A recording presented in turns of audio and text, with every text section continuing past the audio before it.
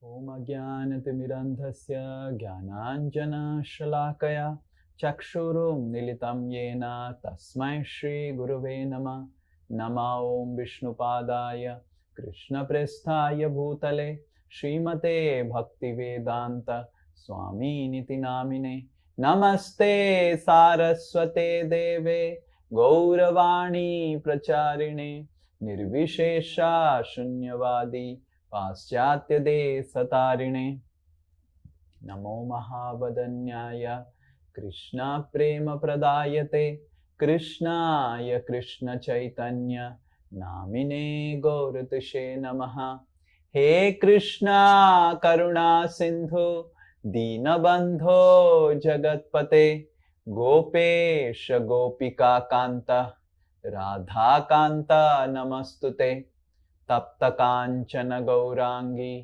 राधे वृंदावनेश्वरी वृषभानुसुते देवी प्रणमामि हरिप्रिये वाञ्छाकल्पतरुभ्यश्च कृपा सिन्धुभ्य एव च पतितानां पावनेभ्यो वैष्णवेभ्यो नमो नमः। जय श्री कृष्ण चैतन्य प्रभु नित्यानंद श्री अद्वैता गदाधर श्रीवासादि गौर भक्त वृंद हरे कृष्णा कृष्णा कृष्णा हरे हरे हरे राम राम राम हरे हरे मूकं करोति वाचालं पंगुं लंघायते गिरिं यत्कृपा तमहं वन्दे श्री गुरु दीनतारिणं श्री परमानंद माधवं Shri चैतन्यमीश्वरम्।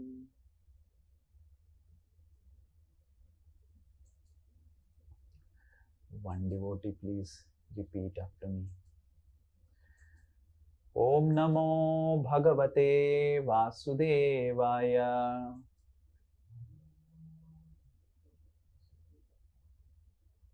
Please, one devotee.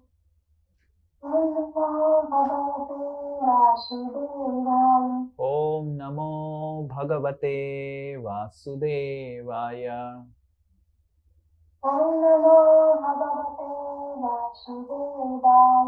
Om Namo Bhagavate Vasudevaya.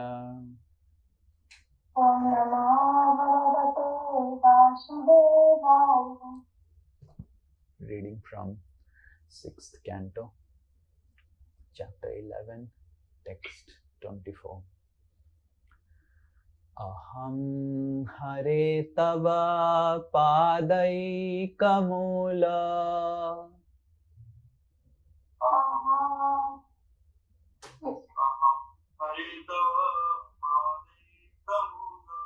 Dasanudaso Bhavitasmi Bhuyaha.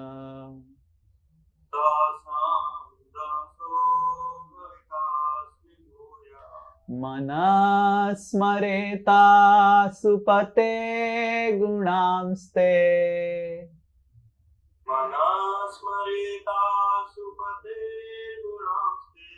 Grinitava karma karotu kaya.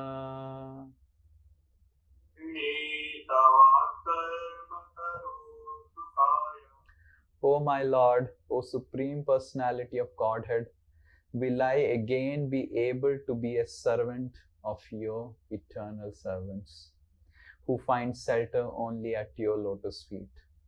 O Lord of my life, may I again become their servants, so that in my mind may always think of your transcendental attributes.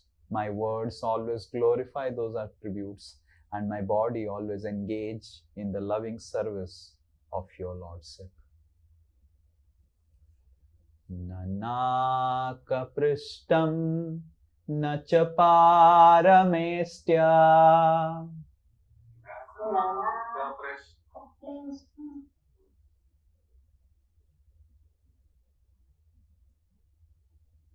ननाकपृष्ठं न च पारमेष्ठ्यम् न सार्वभौमं न रसाधिपत्यम् न सार्वभौमं न रसाधिपत्यम् न योगसिद्धि न पुनर्भवं स्वा न योगसिद्धिरपुनर्भवं स्वा समञ्जसत्वा विरहाय काङ्क्षे समञ्जसत्वा विरहाय काङ्क्षे. O my Lord, source of all opportunities, I do not desire to enjoy in Dhruvaloka, the heavenly planets, or the planet where Lord Brahma resides. Nor do I want to be the supreme ruler of all the earthly planets or the lower planetary systems. I do not desire to be the master of the powers of mystic yoga, nor do I want liberation if I have to give up your lotus feet. Ajatapaksha iva mataram khaga Ajatapaksa इव खगा. One devotee. अजातपक्षा इव मातरं खगा. Stainyam yathavat satarakshudartha अन्यं यथावत् सतराशुधाथा. Priyam priyeva vishutam vishanna प्रियं प्रियेवा विषितं विषण्णा. manoravindakshadidikshate tvam. मनोरविन्दाक्षदिदृक्षते त्वाम्. O lotus-eyed Lord, as baby birds that have not yet developed their wings always look for their mother to return and feed them, as small calves tied with ropes await anxiously the time of milking when they will be allowed to drink the milk of their mothers, or as a morose wife whose husband is away from home always longs for him to return and satisfy her in all respects, I always yearn for the opportunity to render direct service unto you. Purport by His Divine Grace A.C. Bhaktivedanta Swami Srila Prabhupada Ki Jai. A pure devotee always yearns to associate personally with the Lord and render service unto Him. The examples given in this regard are most appropriate.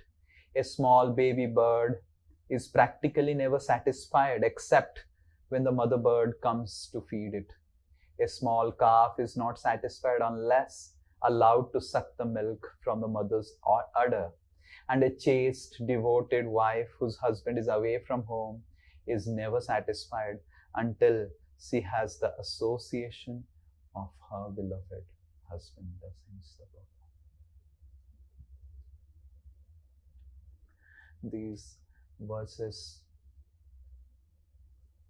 spoken by Vritrasura are the guidelines for our study of Nectar of Devotion. Before studying the Nectar of Devotion, we should be clear what we are trying to study, because we are not trying to study a book. We are going to adapt to a lifestyle, to a thought process. So we must understand that the Nectar of Devotion, the book of Nectar of Devotion, is not just a book that Srila Rupa Goswami has given.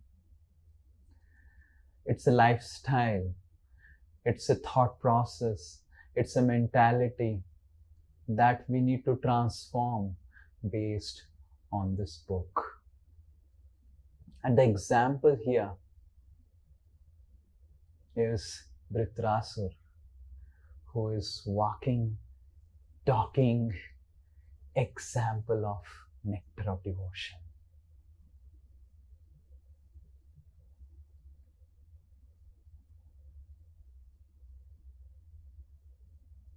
Just imagine Vritrasura. If you read in the pages of Bhagavatam, how was Vritrasura? He was not looking at all like a devotee. Now I see everyone, we have rule that everyone should come to the class putting tilak and should be saved up. Vritrasura was not having any tilak. Vritrasura had, and we had said, clean shaved hairs and everything. Vritrasura had copper wares like hairs. Hare Krishna. And his eyes were not tinged with tears in his eyes. Vritrasura's eyes were red like copper. And that's Vritrasura. It's swimming in the nectar of devotion. As an example, an abode of what is the nectar of devotion. We may read the nectar of devotion. We may memorize the verses of the nectar of devotion. We may write exams on the nectar of devotion. Until and unless we understand the character of Vritrasura, we will never be able to understand and emulate nectar of devotion in our life. Here is a person who is born a demon, swimming in such nectar of devotion. And how was possible? Sukadeva Goswami explains the story. We had discussed it much earlier, that how there was a king, Chitraketu. Now,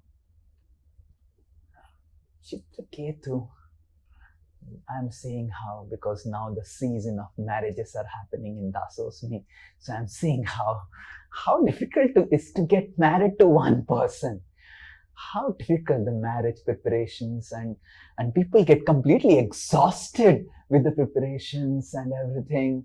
And there are so much of not just preparation, there are so much of aspirations of what will happen after marriage and this and that. And it's like complete one marriage. And Chitraketu married 1 crore times. Hare Krishna. Can you imagine? We say that sometimes, oh Prabhu, because of my conditionings, because of my material attachments, that's why I am not able to experience the nectar of devotion. But the power of the nectar of devotion is that same Chitraketu who was ready to marry 1 crore ladies for satisfying his attachment to have a son. Now,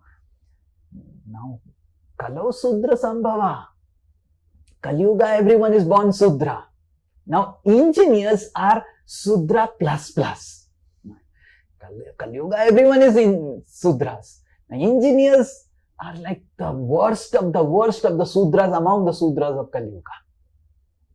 And we have the maximum engineers in our group. So it's like Sudra plus plus and plus. Conglomeration of all Sudras in the association. Like engineers are really Sudras.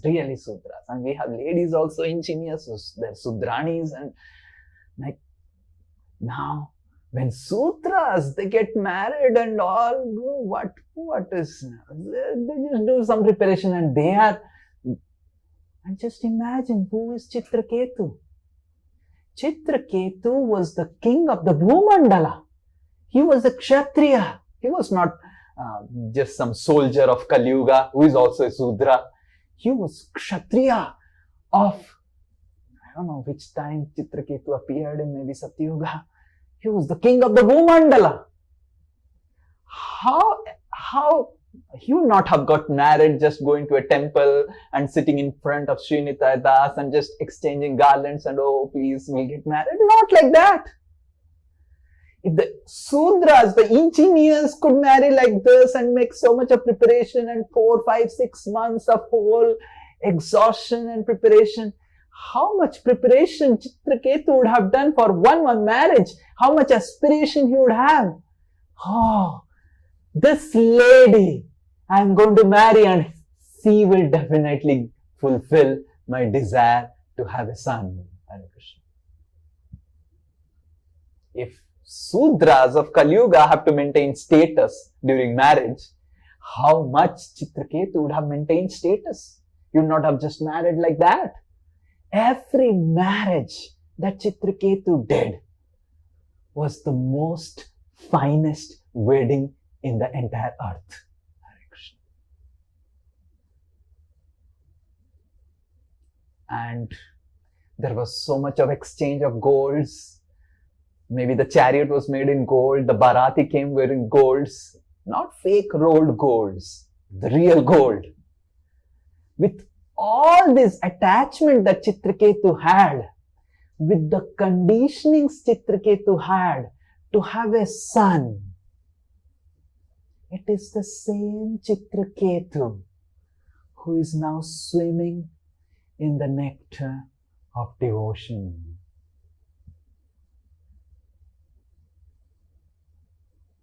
Until unless we have the power, we have the conviction and the power of what we are trying to go through, what we are going to read, what we are going to go through, the power of the devotional service, what we are getting through Guru Parampara, it will not act. The power of the nectar of devotion is that such a attached man is now speaking these verses.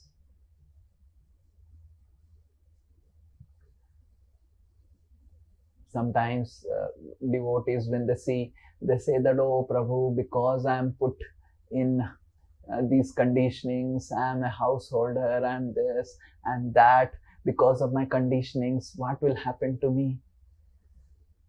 None of us can say that we had more conditionings and attachment. I see that our grihasthas are quite mellowed down after marriage. Before marriage there may be some cloud nine and whatever they say, and but after marriage they almost mellowed down, and they're now understanding that there is nothing in this marriage. And then one child, and with one child they're really now fullest, Prabhu, it's like, now tell me what to do now, I'm just done with it. And they go a little bit, go around abroad and go and then earn some money, and then they get exhausted, and then Prabhu, there is nothing in earning money also. Now Chitraketu for 1 crore times, just imagine, 1 time, 2nd time, 3rd time, it's like none of us have that much of conditioning that Chitraketu had, that much of attachment that Chitraketu had. None of us have that much of obsession for material, getting a material thing that Chitraketu had. And just see what has happened to Chitraketu. He is now swimming in the nectar of devotion. The same person who was aspiring for getting a son, getting a wife, and married 1 crore wives, now he is aspiring, oh my Lord, oh Supreme Personality of Godhead, will I again be able to be a servant of your eternal servants who find shelter only at your lotus feet? O Lord of my life, may I again become their servants so that my mind may always think of your transcendental attributes, my words always glorify those attributes, and my body always engage in the loving service of your lotus feet. This is the power of nectar of devotion. We have We give so many excuses for our lethargy in practicing nectar of devotion. But we must understand, we should have conviction that this is a very, very powerful process that Srila Rupa Goswami is giving us. It is so powerful that can convert Chitraketu and bring him to this position. It is so powerful that Ajamil, who could not even practice devotional service, who just chanted once the name of Narayan, not out of devotion, but out of calling his son out of helplessness, he was delivered. It is so powerful that Diti, who was having an intense desire to murder someone, to murder Indra. To murder someone is dangerous. To murder Indra, who is the king of the demigods. Diti had a desire to murder demigods. And just because she followed faithfully the nectar of devotion, complete purification. So we must understand that this is not just a book. This is the greatest power in the entire creation that Srila Rupa Goswami is giving us for transforming ourselves. Whatever rehabilitation programs, this is the most powerful rehabilitation program for our heart, for our diseased heart, which is hankering for this futile, fleeting material enjoyment. So the first principle, before even we get into reading Srila Rupa Goswami's this nectar of devotion, we must understand that this is not a book.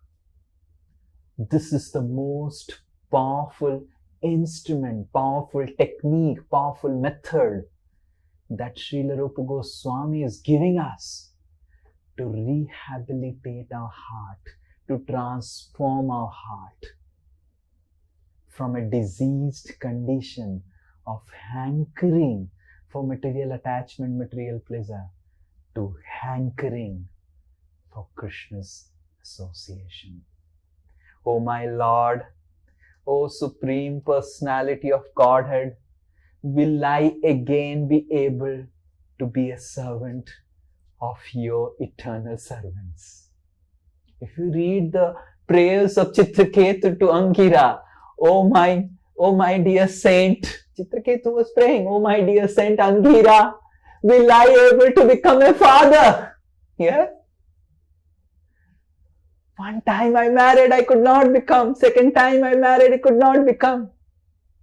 If our devotees, they do Garvadhan Samskar, Chitraketu would have done so much of Garvadhan Samskar. One minimum.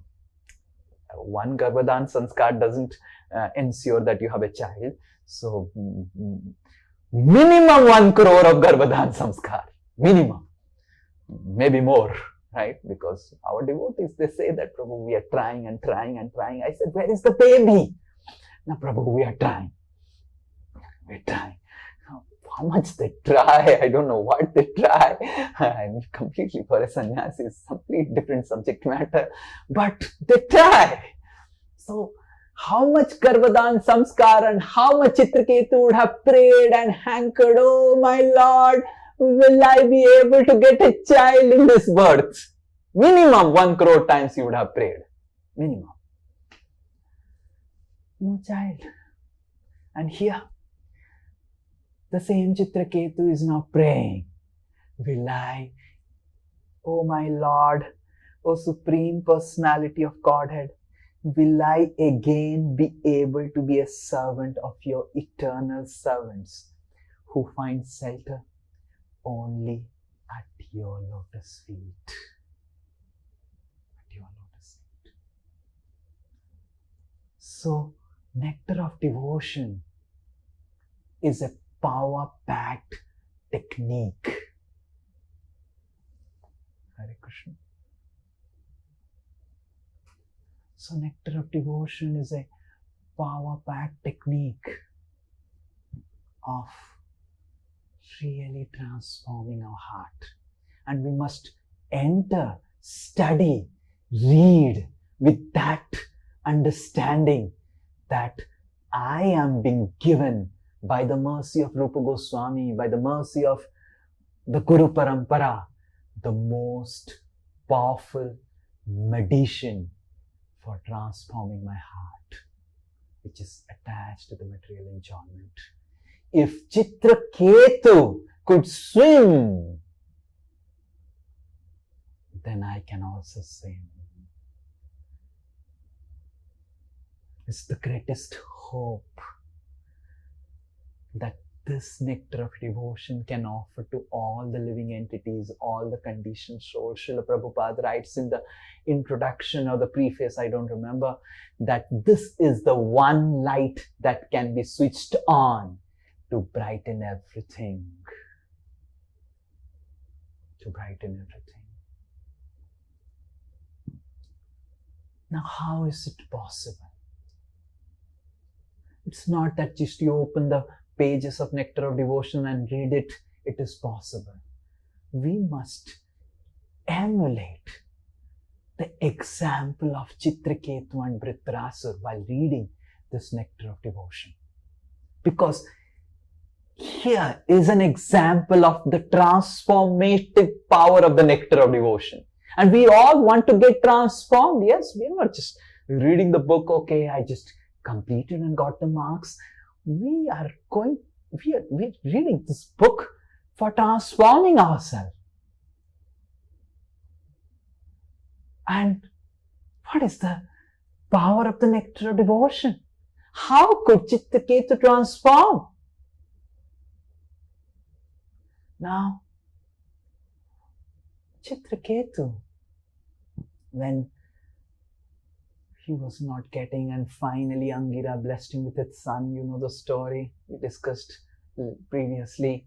Then the son was born, and then the other wives, the 99,999 wives. Hare Krishna. That's a big number. 1 crore, easy to recite, but 99,999 other co-wives. My goodness. 1 co-wife can be so jealous. And if you have 99,999 co-wives. Hare Krishna. It's like jealousy, like lava, like tsunami of jealousy for that lady. Krita Dyuti, yes, Krita Dyuti. And they poisoned the child, Harsasoka. And Chitraketu and Krita Dyuti were beating and cursing the Supreme Personality of Godhead. Cursing again and again. How cruel you are.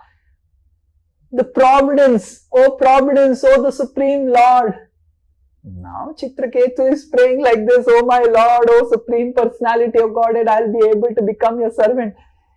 When Harsasoka passed away, Chitraketu was praying, oh my Supreme Lord, do you have a heart at all? Can you imagine the transformation?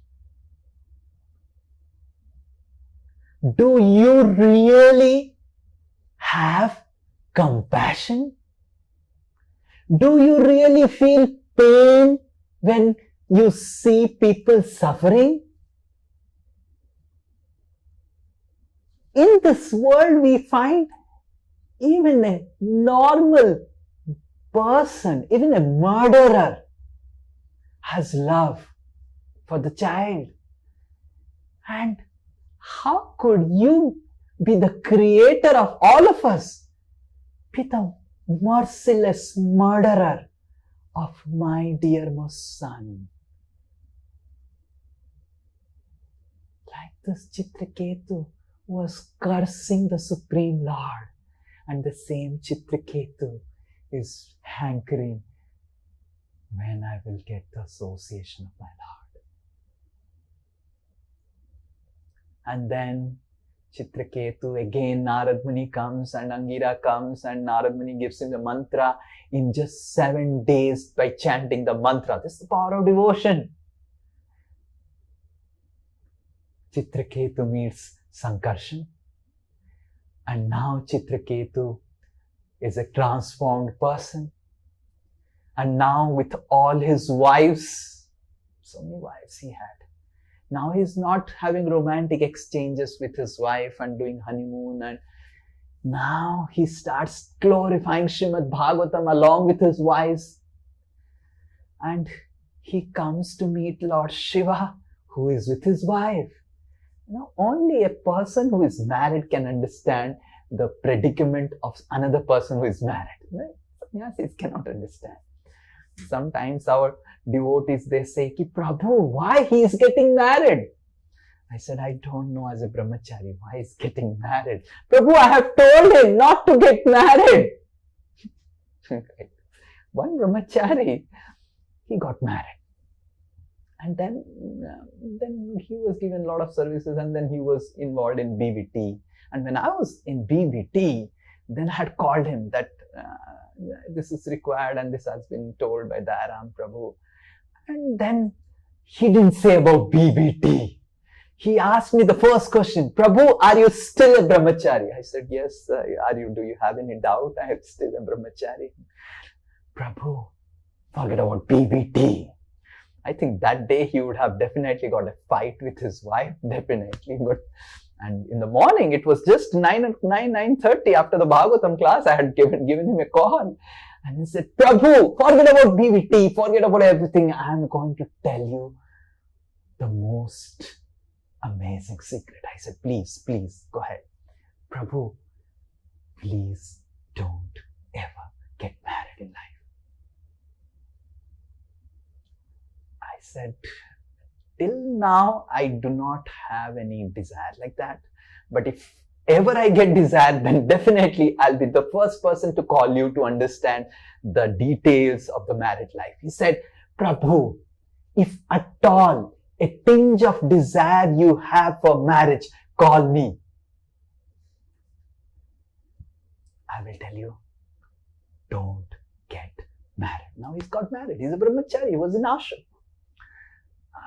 That's why only a married person can understand the predicament of another married person. And those who are not married, and they are told several times that don't get married.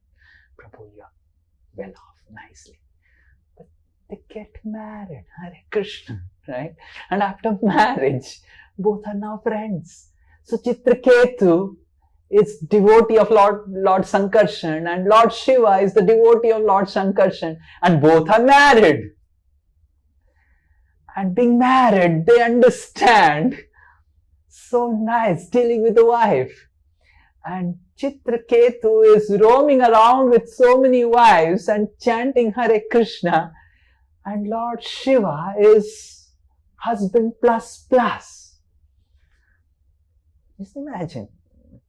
Of you, now we have told that husband and wife should join the Zoom separately. And Lord Shiva joined the Zoom class not separately. He joined along with his wife, Parvati.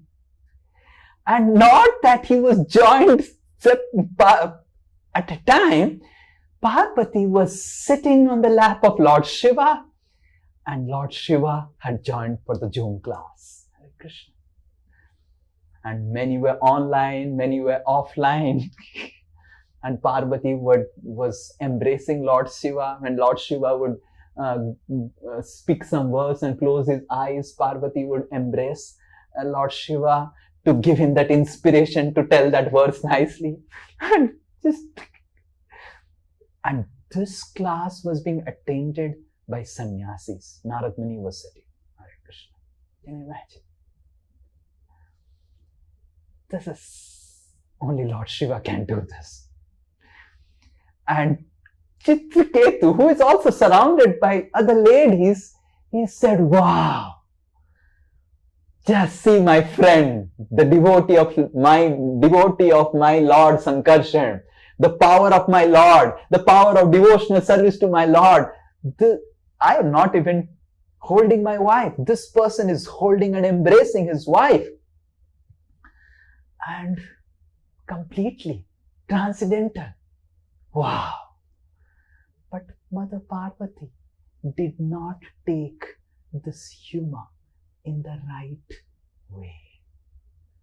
And she cursed Chitraketu to become demon Vritrasura. And the same Chitraketu, when his son had died, who was cursing the Supreme Lord for the predicament, now the same Chitraketu, with utmost gratitude, came down from his chariot, from his aerial mansion, fell down at the feet of Parvati and prayed, my dear mother, thank you for your goddess. This is the second principle, to have the qualification to let nectar of devotion create a transformation within our heart, is the consciousness of gratitude. How could Chitraketu get transformed? And though he had so much of material attachments than most of us not even have an iota of attachments and the prestige and position that Chitraketu had. But what made Chitraketu to transform through nectar of devotion? This book, Nectar of Devotion, can have an effect in our life only when we read this book with gratitude, with a consciousness of gratitude.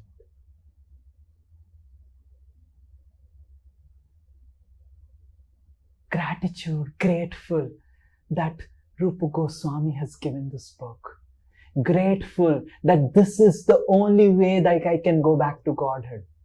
Grateful that I am getting the techniques of loving Krishna, serving Krishna. This consciousness of gratitude is the opening door for liberation. Opening door for liberation. Brahma prays to the Lord in the prayers in the 10th canto. Tattenu kampam susume kshamano bhunjana evatmakritam vipakam hridbhag bapurbhi vidhadan namaste jiveta yogma tipade sadaya bhak. You will read the Nectar of Devotion has this verse, and there is one question on this verse, Daya bhak. Tattenu kampam susumikshamano bhunjana evatmakritam vipakam. Lord Brahma says in this verse that, oh Lord, when anyone who goes through difficult situations in their life, if they accept those difficult situations with a consciousness of gratitude, that, oh Lord, this is your mercy, and not just accept it just externally, hrid bak bapubhi vidadhan namaste. Hrid, in their heart they accept that this is good for me, oh my Lord. In their words, they accept and they speak to everyone. This was the best thing that the Lord did for me. And in their actions, they show gratitude to the Lord for Lord putting them in this situation. So this Nectar of Devotion book can work in our life only when we have this consciousness of gratitude in Hrit, Vak and Bapuvi. Gratitude in our heart, gratitude in our words, and gratitude in our action. In our heart, being grateful for whatever situation Krishna puts us. Oh Krishna, whether you put us in adversity or prosperity, this is best for me. I am simply suffering because of my karma. In our words, whomever we speak, whenever we speak to devotees or to the Lord, oh Lord, thank you for putting me in this situation. And in our action, we show gratitude by serving the Lord continuously, serving the devotees continuously, even if we are put in the most dangerous, difficult predicament and circumstances. So this consciousness of gratitude being employed in our heart, words and the actions can help us experience the transformative power. This book is a book of transformation. This book is not theory. This book is transformative book. And it can have that effect when we read this with the consciousness of gratitude, like Chitraketu had. He was put in the same type of condition before. What was the condition? The condition was that my son is murdered mercilessly. And he was not grateful. And now he is being cursed to become demon for no fault of him. Previously, he had no fault and his son was murdered. He cursed. He complained. And now also he didn't had any fault and he being again cursed. Now he didn't complain. Now Chitraketu had not become a pure devotee. Our acharyas say that Chitraketu, though he was practicing devotional service, but he had not become completely pure at heart. He was still attached to the material enjoyment, and within that he wanted to practice devotional service. He had some traces, some very insignificant traces of material enjoyment. That would have made him, if you would have, Chitraketu would have practiced nectar of devotion in that situation as a Vidyadhara. Our acharyas say that he would have taken lifetimes together to reach to spiritual world. Hare Krishna. Because in Vidyadhara Loka, things are very, very romantic. And so when there is romance, we now see through practical examples of the devotees who are getting married, romance really reduces the intensity of devotion. When there is too much of romance. Now it would really take a lot of lives. The Lord, just to favor Chitraketu, bring him back in one life and purify him fully, make him a pure devotee. The Lord puts him in this predicament, and Chitraketu is able to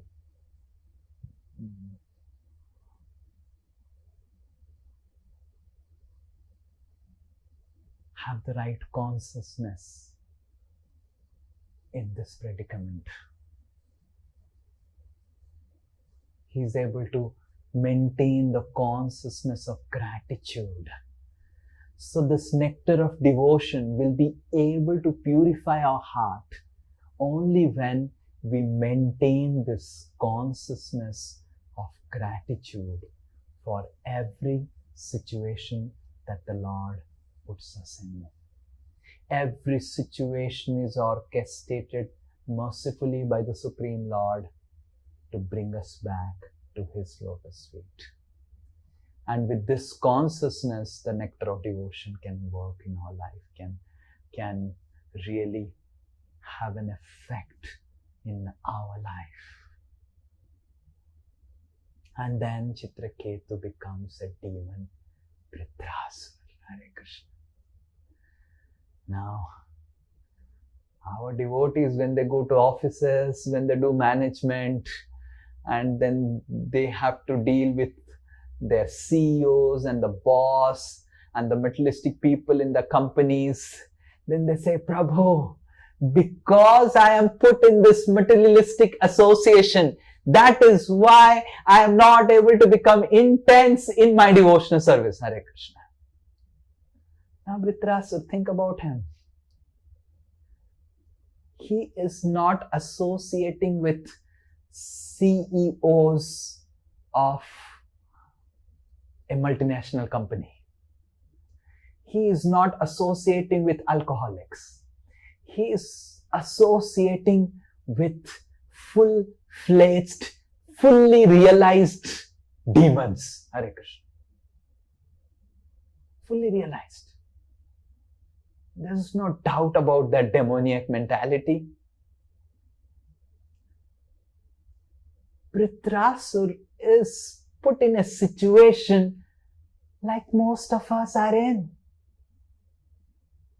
We complain that, oh Prabhu, I have to go to office. Like one devotee was telling, Prabhu, it's so nice that you are just sitting in the home and reading and everything, and I have to go to office and I have to manage my family, I have to manage this, I have to manage that, and that is the reason I am not able to become intense in my devotional service. Now, are we put in a situation, and it's not that Vritrasura was not doing his duty sincerely. And what was Vritrasura's duty? Vritrasura's duty was crushing the demigods under his feet. Hare Krishna. How many of you have a job profile in Dasosmi to crush other devotees and really kill them in this? Vritrasura's service was to murder demigods. Hare Krishna. And he was doing it with great commitment. Can you imagine? Do we have a more horrible circumstance than Vritrasura? Are we asking each one of you, Prabhu, are we asking Bihari Govind, murder Uddharan Krishna Das? That is your job profile. We are not even asking Bihari Govind to murder his Infosys colleagues. Vritrasura is being put in a condition, and his circumstances was he is being put to murder not just demons, not just terrorists, but devotees. And being put in that circumstance, being put in that situation of doing his duty as a demon, he was very duty bound. Our wives, they say, Prabhu, my husband is not a devotee. How to practice Krishna consciousness? We should take guidance from Vritrasura. Should really take guidance from Vritrasura. How duty bound he was to his duty towards the demon class. Our husbands and sometimes the husbands complain that my wife is not a devotee, and wives are complaining husbands are not a devotee. And we see Vritrasura was serving his demoniac friends, demoniac, what do you say, the, what do you say, buddies? Buddies. It's a buddies. Yes, what is a buddy? In the Gen G word, buddy. The demoniac buddies that Vritrasura had. And they were all telling, oh, Vritrasura ki jai, and Vritrasura was also, yes, my buddies are appreciating me, and Vritrasura was just crushing and crushing and crushing. And this is what it takes. That this nectar of devotion has so much of power. But the only reason it is not acting on us because we give excuses about our circumstances. Vritrasura didn't give excuse. He was put in much horrible circumstances than all of us. He had no excuse. He did his duties of killing the demigods, but he internally maintained his consciousness of gratitude, consciousness of devotion. And these are his internal prayers. Oh my Lord, oh Supreme. This prayer he's speaking as he's crushing the demigods, as he's crushing one demigod, he's crushing the devotees of the Lord, he's crushing below him, Indra, Chandra, Varuna is being crushed, and he's praying, oh my Lord, he's like praying like this, oh my Lord, oh Supreme Personality of God. One demigod is crushed. Will I be able to again become the servant of your eternal servant? The demigod is crushed. It's crushing and praying like this. It's not that Vritrasura was holding his hand. There was no time to do like this. There's no time. It's a war. It's a battlefield going on. Vritrasura is not praying and standing in front, oh my Lord, oh the Supreme Personality of Godhead, will I be able to again become servant of your servant? Not like that. He was meticulously, while doing his duty of crushing the demigods, praying, oh my Lord, oh Supreme Personality of Godhead, when will I get rid of this service and when I'll get that service? What service you have given me to crush your devotees? But anyway, you have given me this service, I will do it meticulously. Yes. Just imagine. He was killing the demigods and praying like this. So, we can only experience the power of the nectar of devotion in our life when we stop giving excuses for our circumstances. My wife is not a devotee. My husband is not a devotee. I do not have sufficient bank balance, Prabhu. I have to work hard. My job is not proper. That is why I'm not able to chant 16 rounds.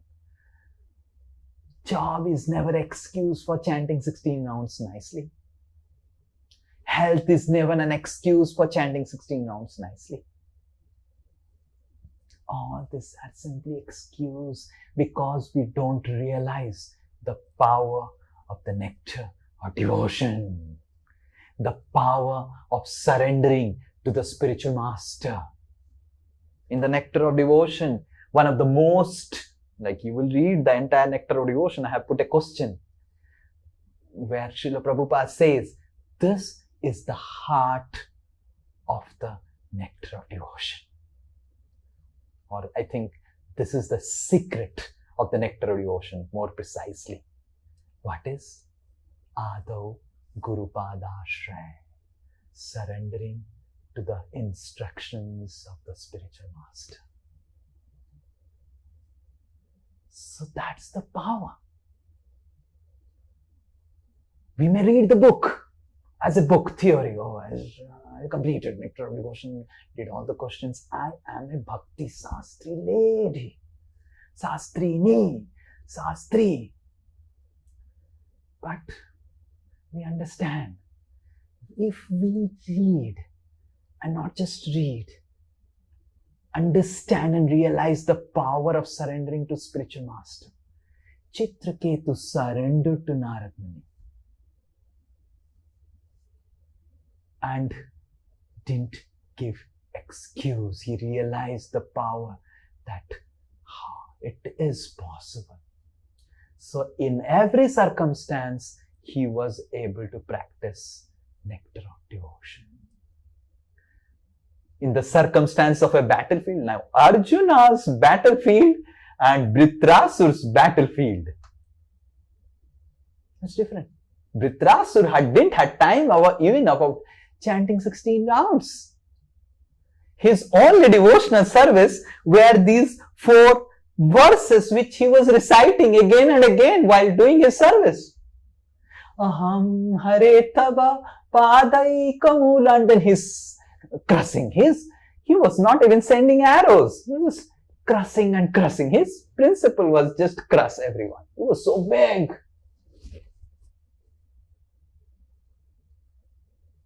And then seeing all what Vritrasura is doing, and Indra is completely demoralized. Oh, I think finished. And Vritrasura is shouting on Indra and telling, Indra, why you are getting demotivated? The Vajra that is given to you by the Supreme Lord, that Vajra is infallible. Use that Vajra and kill me and deliver me from this predicament, Hare Krishna.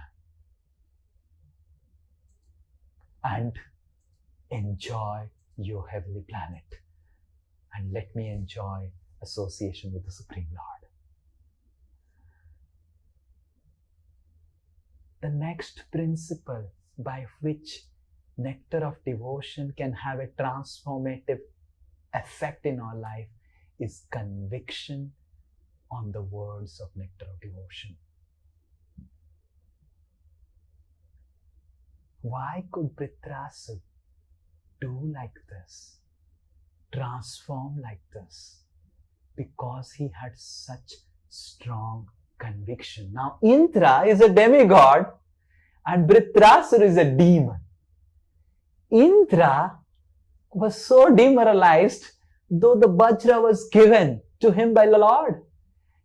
And Vritrasura was giving a class, I think this is the first motivational seminar in the universe, given by Vritrasura to Indra to motivate him to fight. And Vritrasura was telling Indra, this Vajra is given by Supreme Lord to you. This will kill me. Use this Vajra. Don't get demoralized. Have faith on the words of Guru, Sadhu and Sastra. Hare Krishna.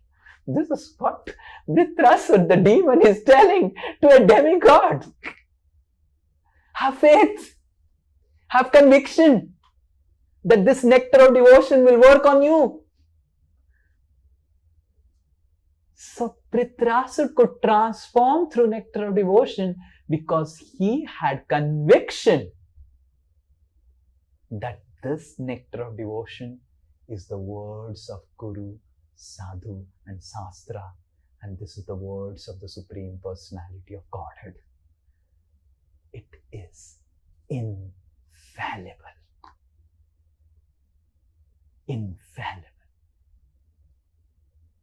So the effect of transformation that this book, Nectar of Devotion, can have in your heart is possible. You can see them only when you start reading it with that conviction that it is infallible. Infallible. It is surely going to affect my life. It is surely going to transform it if I surrender to my spiritual master. If I follow the devotional principles that is explained in the Nectar of Devotion through the instructions of my spiritual master. If I surrender to my spiritual master and under his or her guidance practice the principles of the Nectar of Devotion, it is infallible.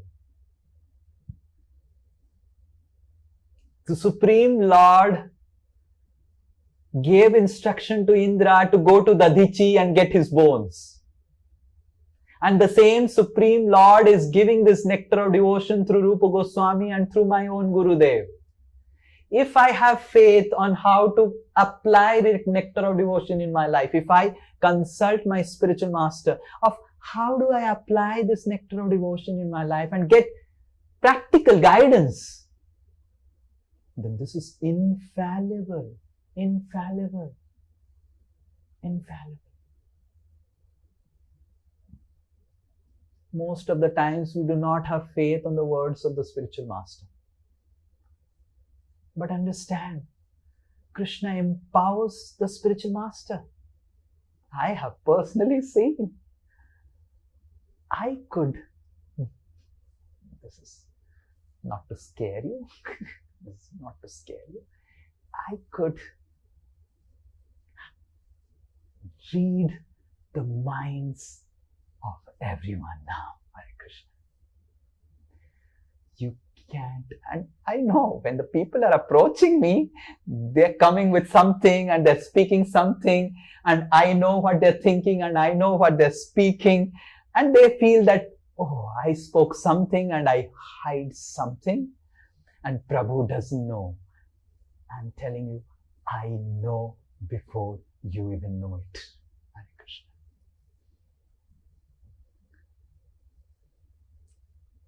Not just to scare you. And people just come and they speak this and that, I Prabhu, and this, that, and everything. This problem I have, that problem I have. And then in my heart, I'm thinking, actually, you don't have this problem, you have this problem. But I do not have courage to tell that you have this problem. And even he knows that he has that problem, but he is not going to say to me that this is the problem. He says some other problems and this, and Prabhu, this problem and that problem. And I keep on asking, oh, do you have any other problem? No, Prabhu, I do not have. And I know that he doesn't have that problem. And he's simply trying to escape his real problem. But I cannot say. And until and unless a disciple confesses, the spiritual master cannot really help. Even if the spiritual master knows the problem of his disciple, by mercy of Krishna. By mercy of Krishna. So, this nectar of devotion has infallible powers. Infallible powers. Provided it is practiced in the most appropriate ways. Most appropriate ways. And by the same nectar of devotion, the spiritual master also gets infallible powers to deliver the disciple from the clutches of material existence, provided the disciple is ready to take guidance with unflinching faith on the words of the spiritual master. When a disciple has unflinching conviction on the words of the spiritual master, on the guidance of the spiritual master, that here is a person who can really take me back to Krishna. Here is a book given by Rupa Goswami. If I follow this, it can take me back to Krishna. When we read this nectar of devotion, when we approach the spiritual master of techniques of how to follow the nectar of devotion, when we approach the spiritual master of not just with our own speculations about what is our problem, when we ask the spiritual master, what do you think, O Gurudev? What is the problem? Why I am not advancing in Krishna consciousness? This is the question that every disciple should ask. Why I am not advancing? Chitraketu is becoming Vritrasura, and Sri Nitai Das is not experiencing Krishna consciousness. Why? Chitraketu is now crying, "Oh my Lord, O Supreme Personality of Godhead, will I again be able to be a servant of your eternal servants who find shelter only at your lotus feet?" And I do not have that feeling. Why? There is some problem. And we have understanding, our own understanding of our problem, but the spiritual master understands our problem beyond what we actually understand our problem. Being empowered by the Supreme Lord, if we have that conviction that my real problem is that I am convinced what my real problem is. Hare Krishna. I repeat, my real problem in spiritual life is I am convinced of what is my real problem. Once we give up this conviction that I don't even know my problem, Hare Krishna, it's like complete surrender. Okay, Krishna, I don't even know why I am suffering. I don't even know what is my problem. It's like complete surrender to the words of the Nectar of Devotion. I don't even know what is my problem. My problem is, I don't know what is my problem. You tell me what is the problem, and you tell me what is the solution to my problem. So, the next principle of experiencing the power, the transformative power of the Nectar of Devotion is conviction. And all this, having the right consciousness, even if we are having the conditionings and putting in the circumstances and still having the conviction, this will work only when we have the last principle which Vritrasura is telling, which Rupa Goswami in the Nectar of Devotion speaks again and again and again, is the calling for the Supreme Lord, is to practice this Nectar of Devotion with a sense of calling. Oh Lord, I am doing this to get you in my life. Vritrasura is not mechanically practicing Nectar of Devotion. He is calling with a deep sense of calling, with a deep sense of longing for meeting the Supreme Lord, for serving the Supreme Lord. We'll recite this verse again and we'll go ahead and discuss for the next 5-10 minutes these verses, which is about the calling of Vritrasura. One devotee who has not recited. Aham hare tava padai kamulo. Aham hare tava padai kamulo. Finally you did it. Dasanu daso bhavitasmi bhuya.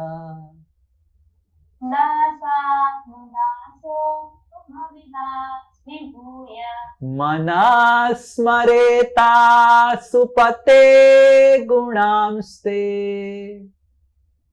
Manasmareta supate gunamste. Grinita vakarma karotu kaya. Vritrasura karotu kaya. O my Lord, O Supreme Personality of Godhead, will I again be able to be a servant of your eternal servants who find shelter only at your lotus feet? In this calling attitude, deep longing attitude, Vritrasura was practicing Nectar of Devotion. O Lord of my life, may I become their servant so that my mind always think of your transcendental attribute. my words always glorify those attributes, and my body always engage in the loving service of the Lordship. So this is the first step of calling. The first step of calling is to long for going back to Godhead. Oh Lord, when I'll go back, when I'll meet you, most of us have this calling. Many devotees I have seen, I've talked with them, and then they say, oh Prabhu, when I'll go back to Vrindavan, I want to go back to Vrindavan. This is the first step of calling. But this is not completely pure calling. This calling gets purified when we practice this calling in including the second calling that is there in this next verse. Nanaka pristam nacha paramestya Nakapristam nacha paryameshyam na sarva bhaumam narasadhipatya na sarvabhaumam narasadhipatyam na yoga siddhira punarbhavam sva na yoga siddhira punarbhavam va samanja sattva virahaya kangshe. samanja sattva virahaya kangshe. O my Lord, the source of all opportunities, I do not desire to enjoy in Dhruvaloka, the heavenly planets, or the planet where Lord Brahma resides, nor do I want to be the supreme ruler of all the earthly planets or the lower planetary systems. I do not desire to be a master of the powers of mystic yoga, nor do I want liberation if I have to give up your lotus feet. We may have deep sense of calling for going to spiritual world, but if that calling is not included with the second type of calling, that we do not want anything of this world. We want exclusively Krishna through the nectar of devotion. Anya vilasita sunyam. Rupa Goswami explains that we can only experience this calling. This calling will have an effect. We all say that I want to go back to Godhead, I want to go back to Godhead. We say it so cheaply. Vritrasura is not just telling, I am calling, oh Lord, please take me, I want to be your servant.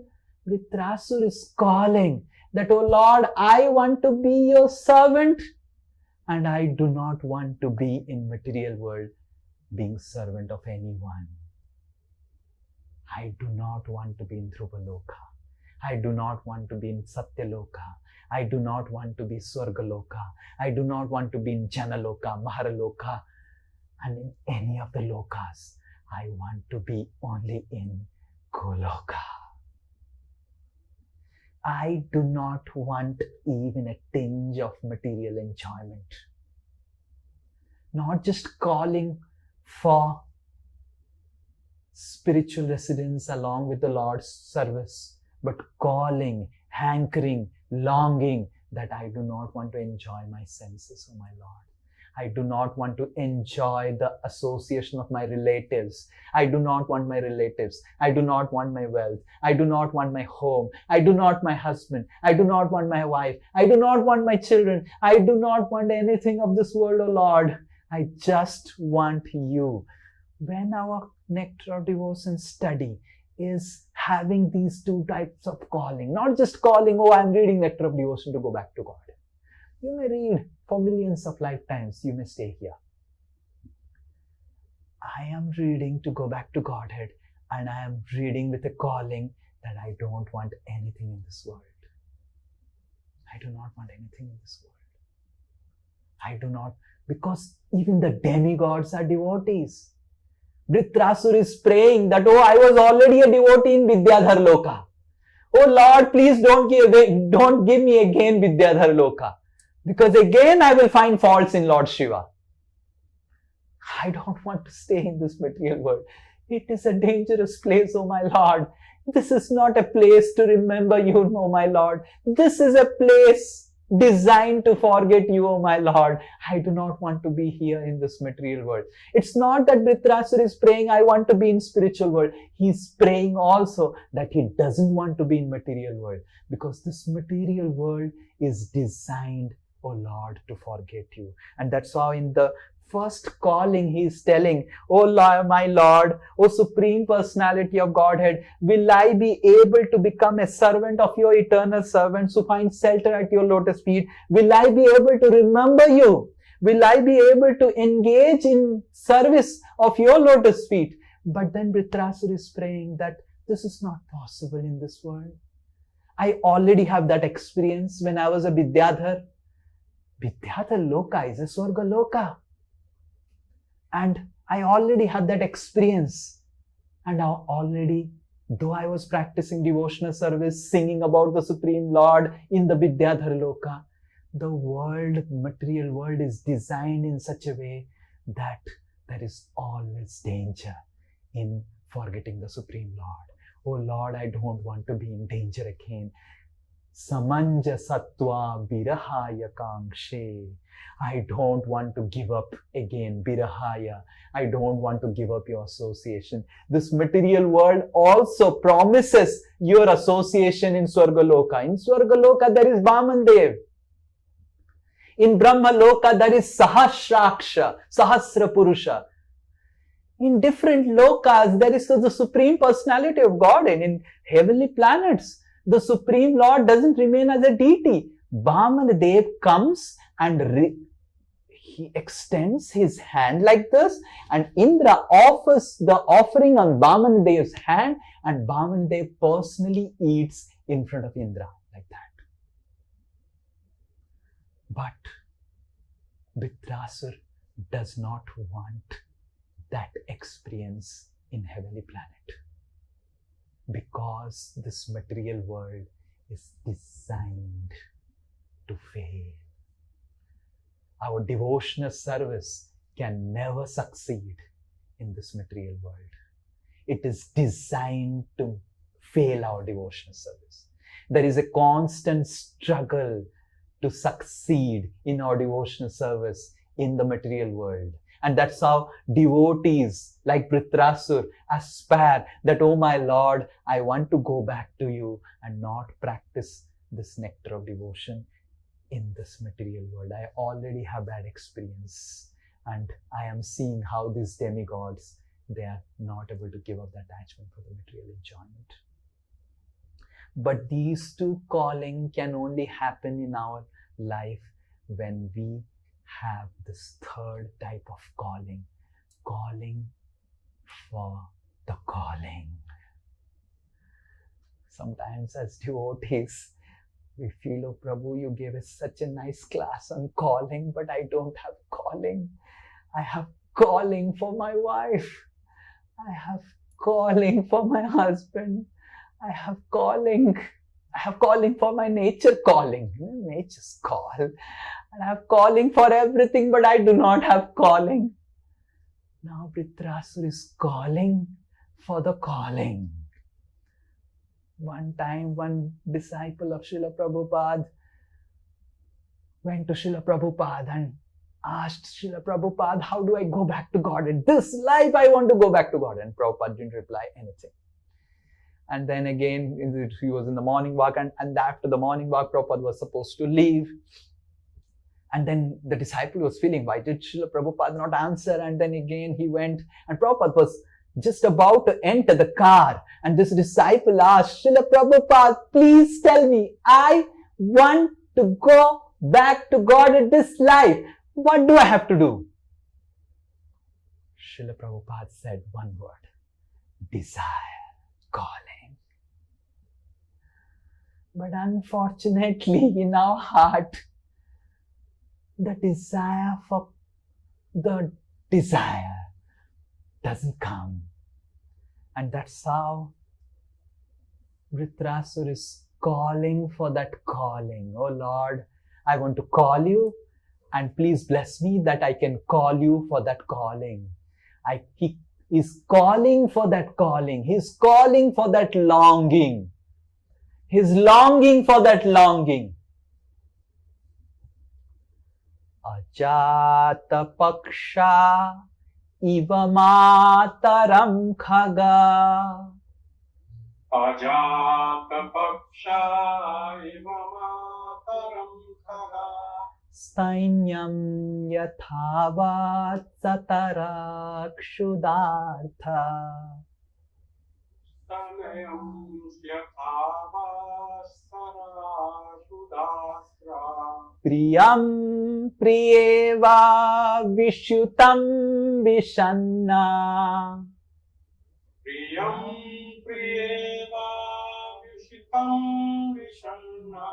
Manoravindakshadidikshate tvam.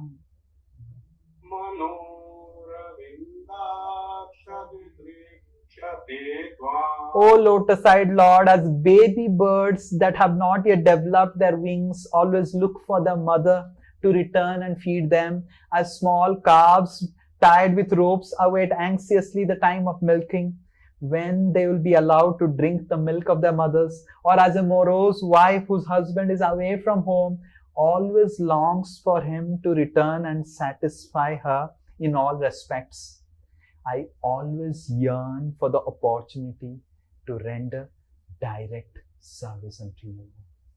So Vritrasura is calling for that calling. Oh my Lord, when that calling will develop in my heart, He's calling for it. Oh my Lord, when I will call you like a baby bird calling for the mother. Oh my Lord, when I will call you like a calf calling for the mother, give me milk. Oh my Lord, when I'll call you like a wife calling for the husband, please come and spend some time with me. And all these three types of calling. Now the Lord is not there with us. We cannot serve Him.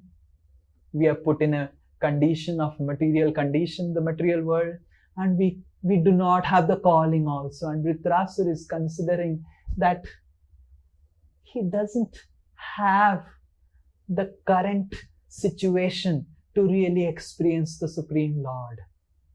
And the fourth verse, which is the culmination of the nectar of devotion.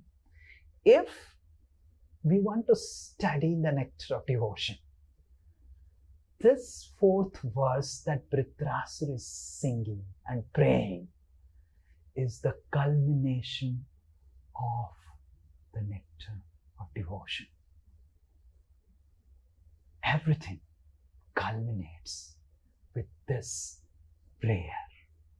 The book of nectar of devotion, the nectar of ocean of nectar of devotion culminates with the last prayer that we are going to recite now of Vritrasura. Mamottama jane susakhya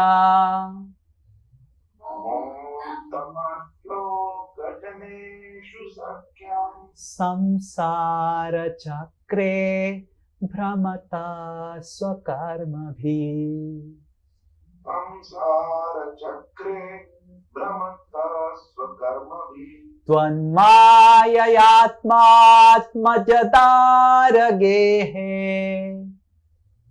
त्वन्माययात्मात्मजदारगेः स्वक्तस्य चित्तस्य ननाथ भूया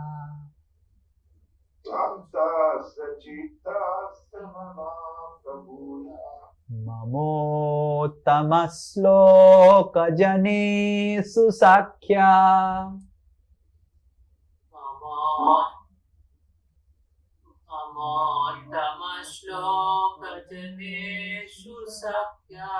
संसारचक्रे भ्रमता स्वकर्मभिः संसारचक्रे ब्रह्मता स्वकर्मभिः त्वन्माययात्मात्मजदारगेहे त्वन्माययात्मात्मजतामगेः स्वासात्तचित्तस्य ननाथ भूया स्वासाप्तचित्तस्य ननाथ भूयात्. O my Lord, my Master, I am wandering throughout this material world as a result of my fruitive activities. Therefore, I simply seek friendship in the association of your pious and enlightened devotees. My attachment to my body, wife, children, and home is continuing by the spell of your external energy. But I wish to be attached to them no longer. Let my mind, my consciousness, and everything I have be attached only to you. This verse is the culmination of the nectar of devotion. We may be calling and calling and calling and calling. The answer for our calling is the association of the devotees that Krishna blesses us. Krishna answers our deep prayers and calling for Him by creating, by giving us, by offering us the association of Uttama Sloka Janya, by giving us the association of devotees in whose association we can read about Him, sing about Him, speak about Him, hear about Him, glorify Him, appreciate Him, serve Him, and remember Him. Uttama Sloka Jana. Uttama Sloka is the name of the Lord who is glorified through choicest poetry in Srimad Bhagavatam and other scriptures. Janesu Sakhyam means to associate with devotees in a way to come together and read and hear and chant about the Supreme Lord. Read Srimad Bhagavatam together. Speak about Krishna together. Serve Krishna together. Develop friendship with devotees. If we cannot implement this verse, even if we have all the 3 verses, even if we implement whatever I spoke in the end, we will never be able to make to the spiritual world. That's for sure. If we are not able to develop friendship, loving friendship with the devotees of the Lord, keeping Krishna in the center, if we cannot love devotees, we can never enter the spiritual realm, even if we follow all the principles that Vritrasura followed. The culmination of the Vritrasura prayers of the nectar of devotion is that, oh my Lord, you have offered me the association of devotees. This association, if I read about you, speak about you, hear about you, sing about you, in this association, develop sakhyam, friendship with devotees, not quarrel with them, not criticize them, not envy them, not feel insecure about them. That is the culmination of the calling. Dhruva Maharaj, he made the Supreme Lord. Supreme personality of God, it was face to face. He is completely purified. He is praying, oh Lord, I do not want anything now. And the Lord is asking, Dhruva, what do you want then? Dhruva said, I don't want even you. The Lord is, oh, you don't want even me? You don't want Dhruva Loka? You don't want even me? Why? But all the prayers that Dhruva Maharaj said, the only prayer Dhruva had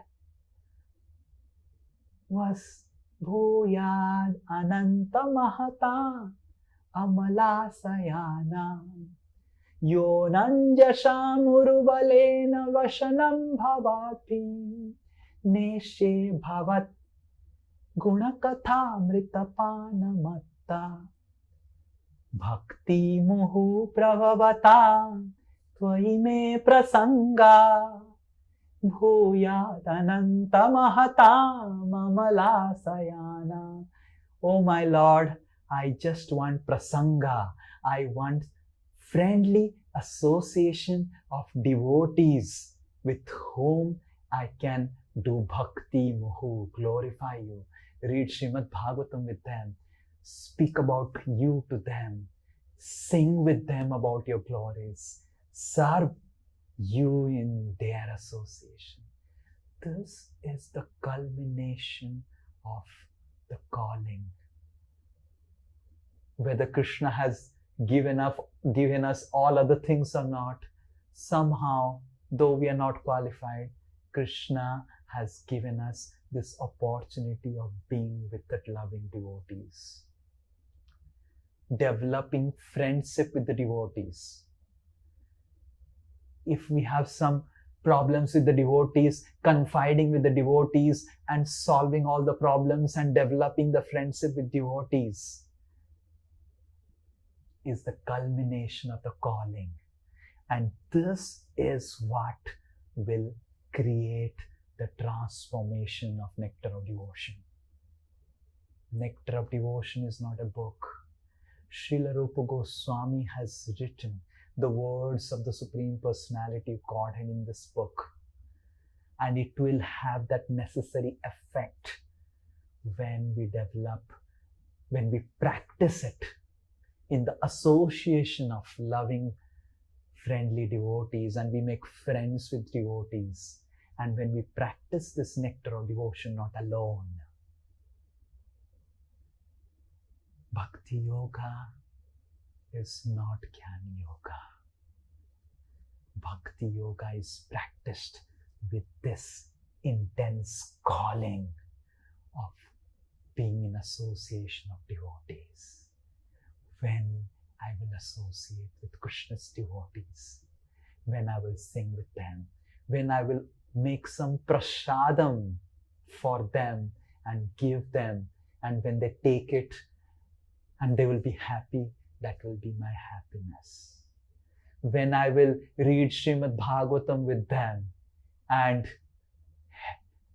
take their help to remember Krishna, when I will chant with them, Uttama Sloka Janeshu Shakyam. This friendship is not like a Calcutta rowing club or Saturday night club. This friendship is based on Uttama Sloka.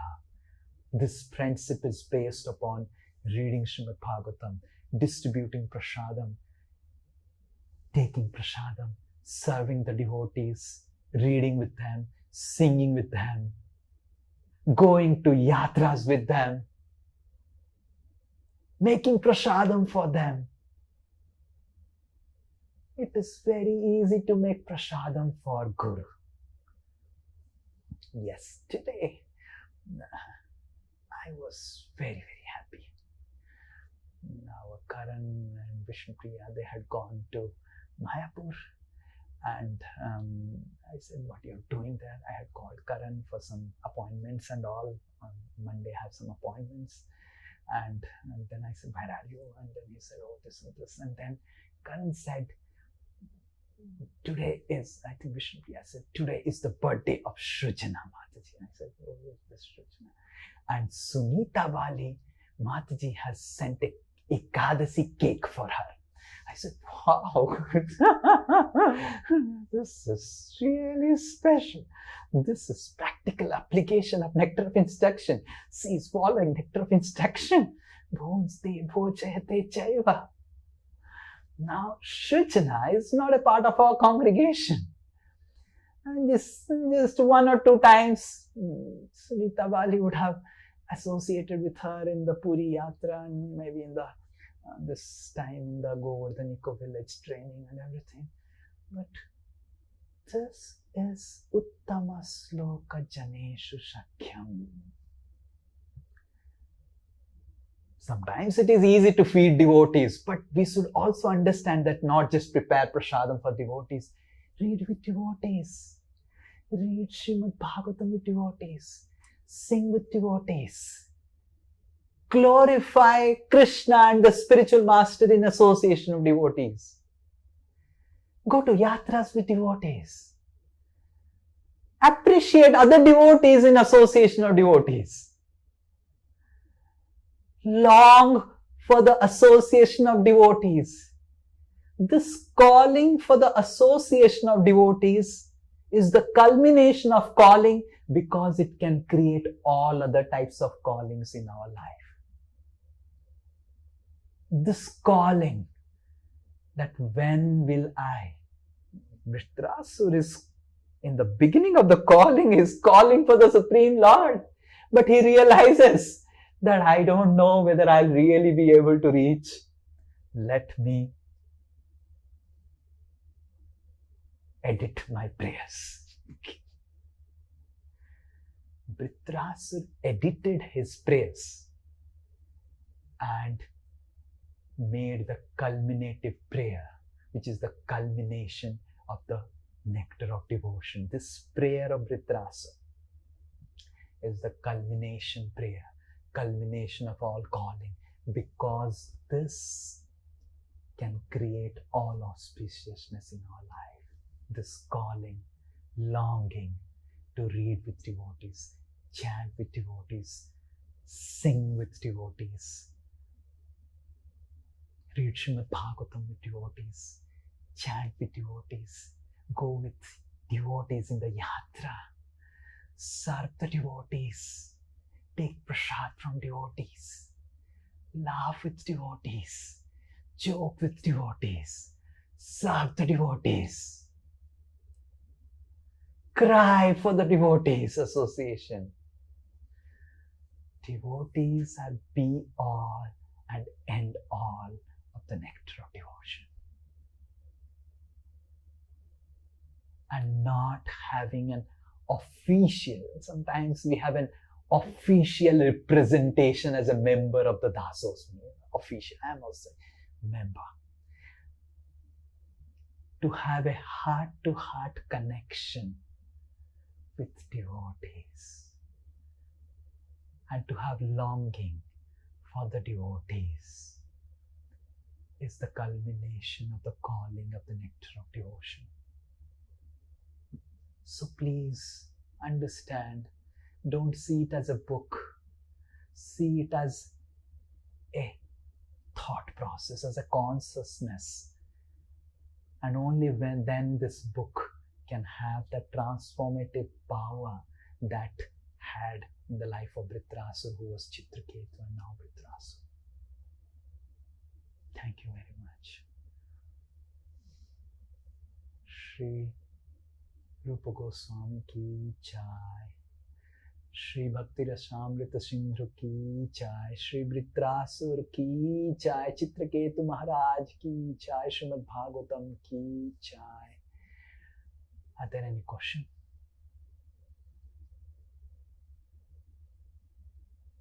Okay, Shyam Narayan. Yes, what is your question? Hare Krishna Prabhupada. Yes. Prabhupada, so Vritrasura in the last prayer, he was saying that he does not want, he understands that the worldly relations are not good for him, and like wife, children, grey hair. So, but we have to stay in this material world. We have to continue. Even you orders that make nice relation with your family. So, and at the same time, we have to think that these are not our real relations. So, how we can go about it to? Vritrasura is showing by his own example that he is put in a circumstance and we are also put in a circumstance. We are put in a much better circumstance. We don't have to be cursing our wife. Vritrasura has to curse. But Vritrasura is not worrying about the external circumstance. Vritrasura is worrying about what he can do best. So in this situation, of whatever situation we are put in, if we can, whatever time we have, develop a sweet, loving friendship in association of devotees and aspire and practice devotional service in their association. Chant with them, read Srimad Bhagavatam with them. Don't do it alone. Nectar of devotion will have an effect only when we do it together. Then this will remain temporary. But this temporary will become permanent if we do not associate with devotees. So just don't worry so much about the external circumstance. The grihastha ashram, the brahmachari ashram, the wife and children and everything is just an external circumstance. But are we really taking steps to practice devotional service with devotees? Are we taking steps to develop friendly relationship with the devotees?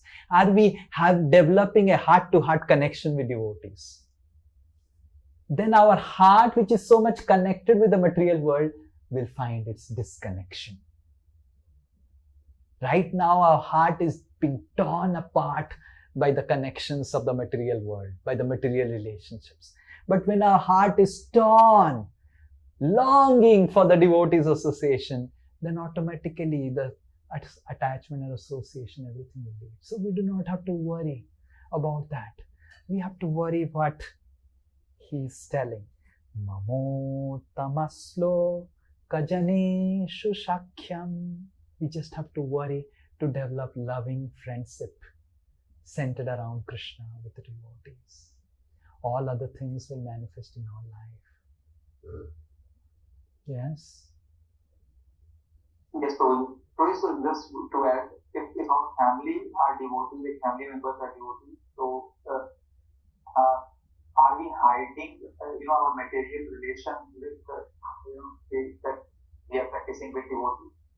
Or also it's a good practice to do. Like suppose I want to convert my family members to devotees, so it's I always be with devotees, I always be with them. So is it my material desire or is it like proper thing to think to? It's a material desire to have an aspiration that my family members practice devotional service, and then only I'll have a better time to practice devotional service. It is a material desire because we think they are my family members. The spiritual desire is that my family members are the devotees. And if they are my father, who is a devotee, he is my family member. If someone is not my father, not my blood relative, he is a devotee, he is also my family member. Why it is a material desire? Because we still have the conditioning to see our family member as our family member.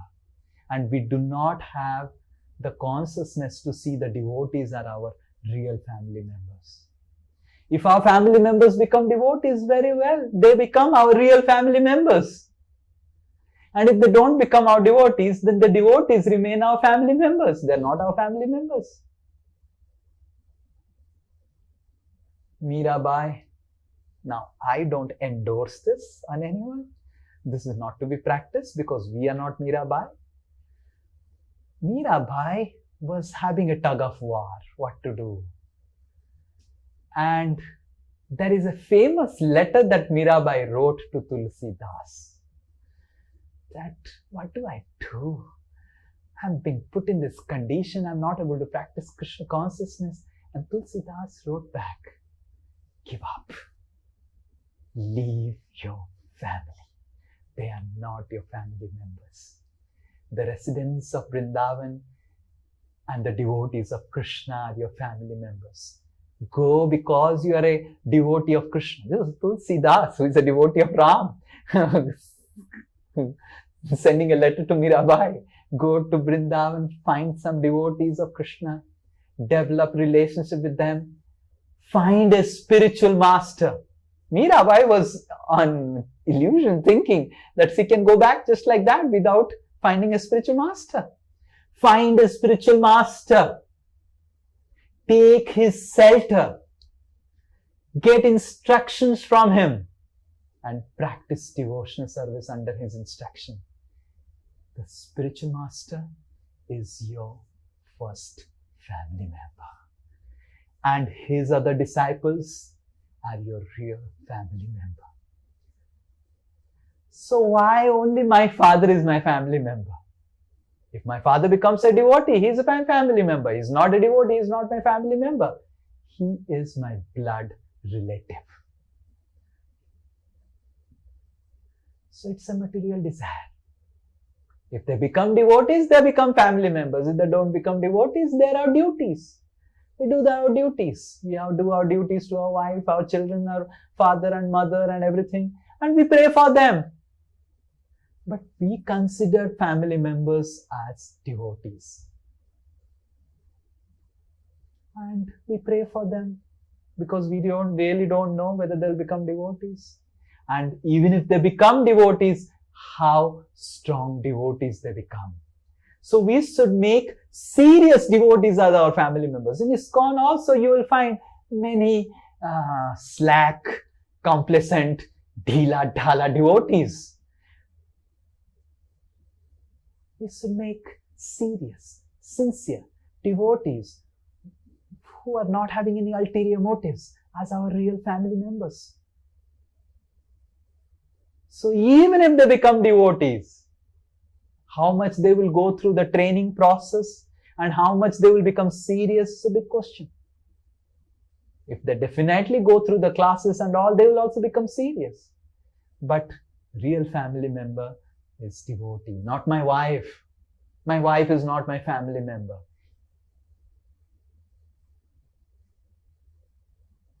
My father is not my family. This is a material desire. Devotees are my family member. If my wife is a devotee, very sincere devotee, serious devotee, following the spiritual master nicely and inspire me, then she is my family member.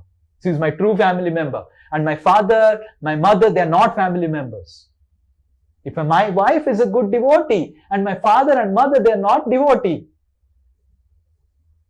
then my wife is my family member. My father and mother, they are not family member. Material attachments, they are like anchors. They do not make us experience spiritual life. So this is a material desire. We must give up association and attachment to our family members. How? By making devotees as our family members. How he is telling, Twan mayayatmata atmajadara gehe, how he is able telling, Mama uttama sloka janeshu sakhyam. I want to develop friendship with your devotees. I want to make sure that my family members are my devotees. And those are my duties. I have to do it anyway. Yes? Yes, Prabhuji. So this is a material desire. Definitely. And we need to purify this material desire by considering devotees as our real family members. Yes, Selja Mishra. Hare Krishna, Prabhuji. Thank you for this wonderful class, Prabhuji. I have a question. It's very, I need to ask this question. When you were explaining about nectar of devotions, all the verses of nectar of instruction was coming. So I was just thinking, what is the difference, Prabhuji, between nectar of devotion and nectar of instruction? You already answered it. It is too early to ask this question. Hare Krishna. We will discuss it. Thank you. Yes. Uddharan Krishna. Hare Krishna, Prabhu. My question is related to last class and some of the portions from this class also. As we understand that the highest service one devotee can do is reading Srimad Bhagavatam and chanting. And also we need to have in the company of devotees, yatras and prasadam and all. But now, as part of Dasasmi, we also have to do services.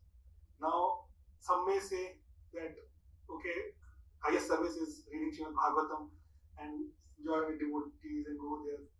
And does it mean like how I can prioritize the other services which are there as part of Dasasmi, which is there, and also at the same time, maintaining our consciousness for reading Srimad Bhagavatam and chanting? One should be honest and one should practice according to one's adhikar. If anyone in Dasosmi can claim that he or she is most happy by doing only the service of reading Srimad Bhagavatam, speaking Srimad Bhagavatam, we will relieve him or her of all the services. Because even if there are services, there is also hierarchy of the services as given by Jiva Goswami. There is Sangha Siddha Bhakti, Aropa Siddha Bhakti and Swarupa Siddha Bhakti. Sangha Siddha Bhakti is not Bhakti, but when it is attached to Bhakti, it becomes Bhakti, getting married to a devotee partner. In ISKCON, it's a big thing. I need to marry a devotee. This is Sangha Siddha Bhakti. You don't go back to Godhead by marrying a devotee partner. But if the partner purifies you, definitely she will send you back to Godhead.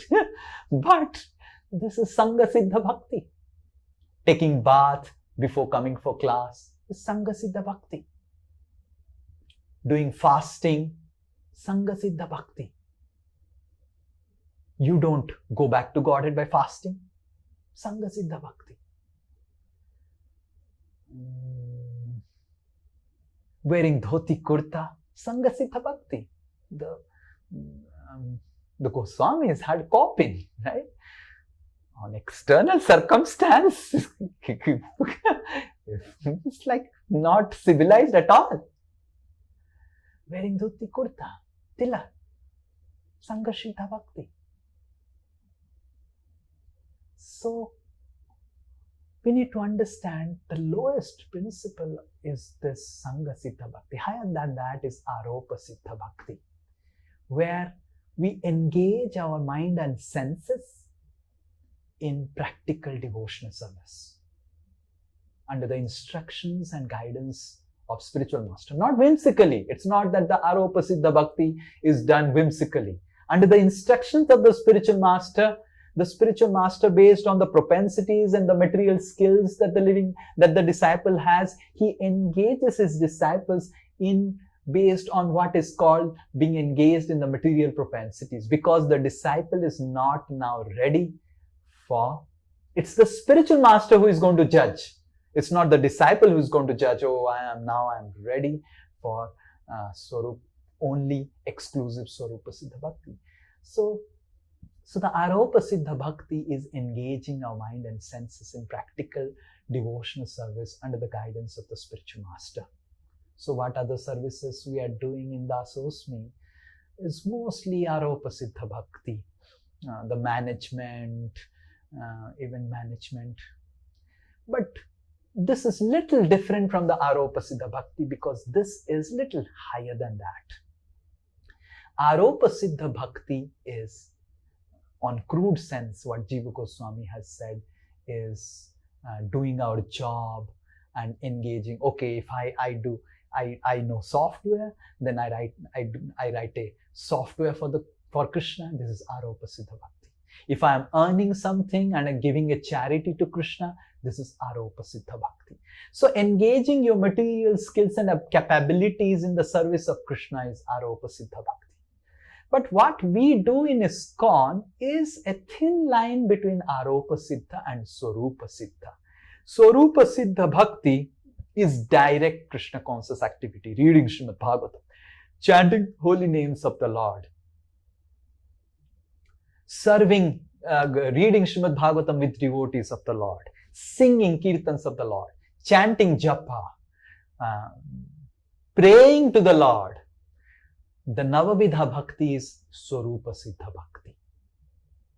Now what we do is, because we are not qualified to do Swarupa Siddha Bhakti 24 hours, the spiritual master has given us a regulation. Okay, do for some time the Swarupa Siddha Bhakti, and the other times you can engage your mind and senses. Now what we do in ISKCON is not, we definitely do some amount of Aropa Siddha Bhakti. We do charity. We have some material skill sets and we engage it by doing something, by creating a software for the Lord and doing something based on our job. Let's say our job, we are in some position and we can arrange some CSR for the Lord and all this. This is Aropa Siddha Bhakti. But what exactly we are doing in Dasosmi is not directly Swarupa, not directly Aropa. It is actually helping someone else doing Swarupa Siddha Bhakti through our managerial skills and capabilities. Like for example, myself, I do not have any Aropa. I do not have a bank account to give charity. Hare Krishna. The only thing I do is speak Srimad Bhagavatam, speak about Bhagavad Gita and read Bhagavad Gita, read Bhagavatam, that's it. So in Dasosmi, you are, even if you are doing Aropa Siddha by using your management skills and capabilities to give me a platform to do preaching, you are actually assisting not just me, Srila Prabhupada and our entire Guru Parampara. Okay, assisting Sri Nitai Das is assisting the entire Guru Parampara in their Swarupa Siddha Bhakti. So, we in ISKCON, the management we do is not completely Aropa and it is not completely Swarupa. It is assisting those personalities who are doing Swarupa Siddha Bhakti. Okay, the Guru wants to give a class on Srimad Bhagavatam. I know design. I will make a poster for my spiritual master. So this is, you know design, so it is Aropa Siddha, but it is not directly Aropa Siddha. It is assisting someone doing Swarupa Siddha. In that way, even if we do the management assisting some personality doing Swarupa Siddha Bhakti, we get all the credits of that service, what the spiritual master gets. Our acharyas, they say that a disciple, a surrendered disciple, even if he does not currently has the adhikar to do the 24 hours Swarupa Siddha Bhakti, just like a wife gets all the credits of a husband, a surrendered disciple gets the credit of the realization of his spiritual master if he is ready to assist him in his service, in his mission of speaking Srimad Bhagavatam. So in ISKCON, are we doing Aropa when we are doing management and all? No. Why? Because we are assisting Srila Prabhupada. Constitutionally, it may be visible that we are doing some management, we are doing something. But if we have that consciousness that I am assisting my spiritual master who is constantly engaged, his ekantino, his only thing is that how to speak about Bhagavatam, how to speak about Bhagavad Gita. If with that consciousness we are doing, even if we are not doing direct Swarupa Siddha Bhakti, we will get all the credits of the spiritual master, all the realizations of the spiritual master. But then we should not get stuck in this platform. Because the spiritual master's desire is that all his disciples come to the platform of doing exclusive Swarupa Siddha Bhakti at some point of that time so that they can go back to Godhead. So we must understand that yes, the spiritual master is very happy to see his disciples assisting him on a practical basis. But the spiritual master will be most happy when he sees his disciples 24 hours engaged in Swarupa Siddha Bhakti like he is engaged. But because the disciples are not at this platform, that's how the spiritual master engages them mercifully in the practical service. Because practical service, we can hire designers, yes, easily. Srila Prabhupada had gone to one temple in America and he saw the temple was so clean, the temple was highly organized and everything, and the Srila Prabhupada sat down and asked, how is the preaching going on? And then all the devotees, they said, Srila Prabhupada, we have no time for preaching, managing this temple. Srila Prabhupada said, what nonsense. Get people who can clean the temple, manage the temple, you devotees go out and preach.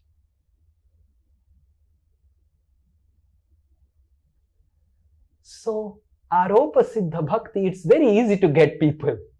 Very easy to get a designer. We can even pay. Very easy to get a management. We can, if we have no devotees who are ready to do management, we hire an event management person, pay him some money and he manages our events. Bhajan Jani. Maybe much better than our devotees managing it. But I was talking with Veer Narasimha Prabhu, we can do that. But if we do that, all of you will simply, one day you will read Bhagavatam and next 364 days you will be lazily sleeping in your rooms. Because your mind and senses are not purified at this point of time. And that's how the spiritual master, understanding that how the disciples' mind and senses are not purified, he needs practical engagement, engages the disciple in the practical engagement, practical services. But the disciple should know that this is not what my spiritual master desires from me. My spiritual master will be most happy if I 24 hours remember Krishna, chant Krishna's name, read Srimad Bhagavatam. Not artificially, but honestly. Not with hypocrisy to show to the spiritual master. Just he is spiritual master, I am qualified. It is not we have to give a self-certification to ourselves for Swarup Siddha Bhakti. Our spiritual master should certify, yes, now I think you should give up all this management and someone else will let me find out. Now you just sit down. Now you're qualified. Just sit down and chant. Many of our devotees in ISKCON tried this. That, oh, this management and all. They failed miserably. And finally, they could not even chant 16 rounds.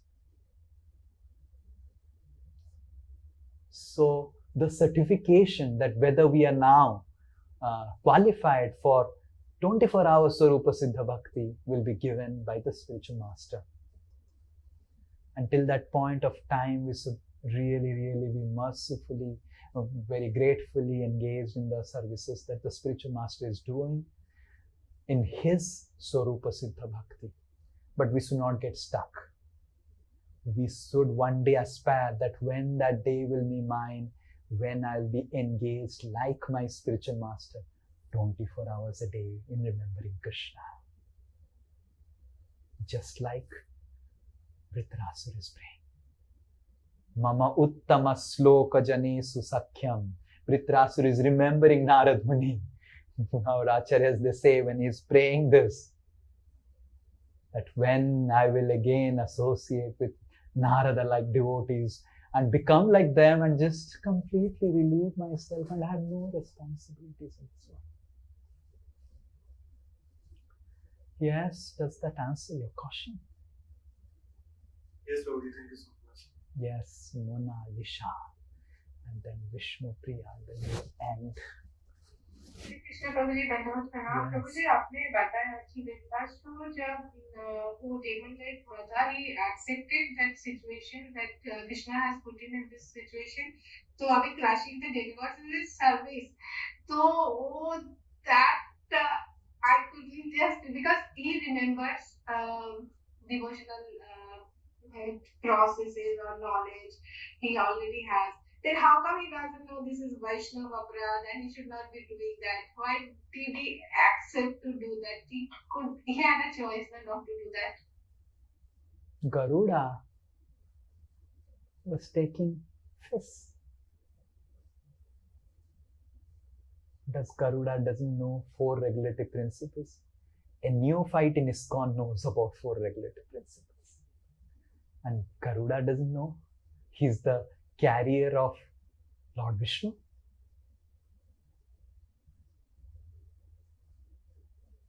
So, when we are put in a particular material condition, like very crude example, but yes, as a if we are a lady, then we go through certain lady-like situations every month. If we are a lady, we go through pregnancy and the labor pain and everything. If we are a man, we go through certain things. This is just, what can he do?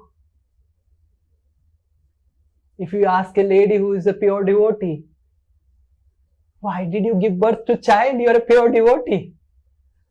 I'm a lady. This is my duty to the world, give birth to a child.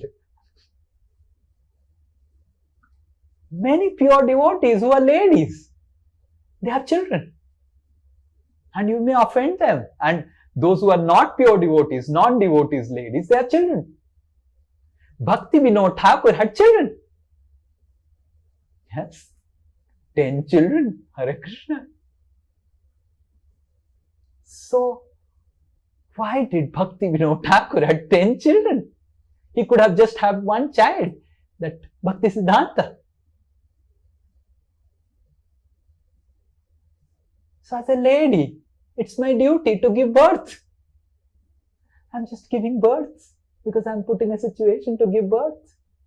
This is a pure devotee lady being pregnant. Garuda. I'm a bird in a Garuda body. I'm just eating. This is my duty to eat fish. Let me do it. As a man, I'm a husband. I have to do job. Just doing a duty. So pure devotees may do that in terms of duty and not get affected by it. If you eat fish, it's sin. But if Garuda eats fish, it is not sin. Sometimes people ask that how could Sugriv had so many wives and the Banar Sena had really...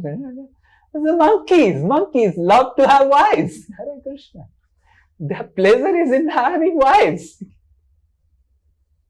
Sugriv was associating with Tara, his own Bhabi. Now, if any human being does like this, if a devotee does like this as a human being, is complete illicit sex. But Sugriv did it. It's not illicit sex. Garuda did it. It's not eating non-veg. Yudhishthir did gambling. It is not gambling. But you did gambling. It is gambling. Because Yudhishthir did it under supervision. Garuda did it under supervision. And Lord Ram and Lakshman said, Sugriva, accept Tara as your wife.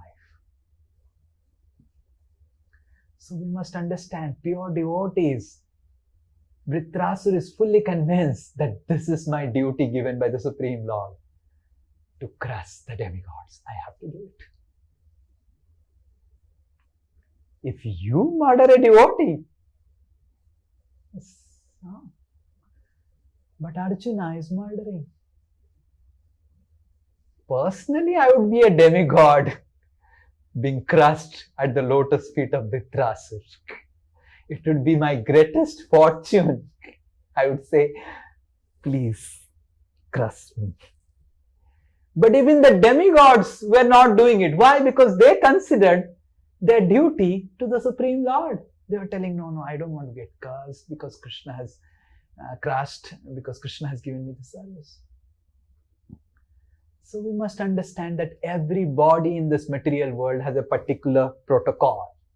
If one is following the protocol of that body, then he is not doing sinful activity. He is not getting entangled in the karmic reactions. Yes, a demon is supposed to fight. Vritrasura fought with the demigods.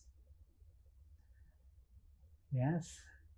But if you take fists like Garuda, if you offend devotees like Vritrasura, and if you gamble like Yudhishthira, you will definitely get entangled in karmic situation because you are born as a human being. The protocols and principles of human existence is different than a demoniac existence and different than in different situations. Yes. Hare Krishna. Thank you. Did you understand Yes, Bhakti, I understand. what you are? What I'm not practicing, I was trying to be a Vaishnava. Like for example, sometimes in ISKCON we have a complete dangerous idea that we will be grihasthas but we will not have children so that we can preach.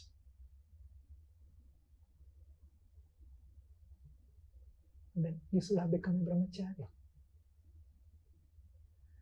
The duty of a grihastha is to give at least, if you do not, you're not getting, the lady is not conceiving and the man has some problem, that's a different thing. But to have an idea that I am a grihastha, I'll not have child because I can preach. But to become a brahmachari. Every material situation has a protocol, principle. And we need to follow it. We cannot say that I am Vritrasura, I am pure devotee, so I will not do it. No, even if you are a pure devotee, if you are a grihastha, give some children to the world. Krishna conscious children. If you are a brahmachari, create Krishna conscious children. All of you are my Krishna conscious children. Yes. I didn't have to go through pregnancy and labor pain. Yes, I go through labor pain of counseling sessions. Oh my goodness, counseling sessions are so much painful. But I do go through some pains of pregnancy. But yes, you are my children. So if you are a brahmachari, preach. Oh, I am a brahmachari, I will not preach. Oh, I am a grihastha, oh, I will preach and I will not give birth to children. This is foolish understanding. If you want to preach and not have children, become a brahmachari. If you become grihastha, create children. Create more and more children. How much you can handle? Bhakti Vinod Thakur can handle 10. Nowadays I see grihasthas cannot even handle 1. As Prabhu, I should have become brahmachari. After the child is born. So this is wrong. So if you are a lady, you should be happy to become pregnant and give birth to a child. This is duty.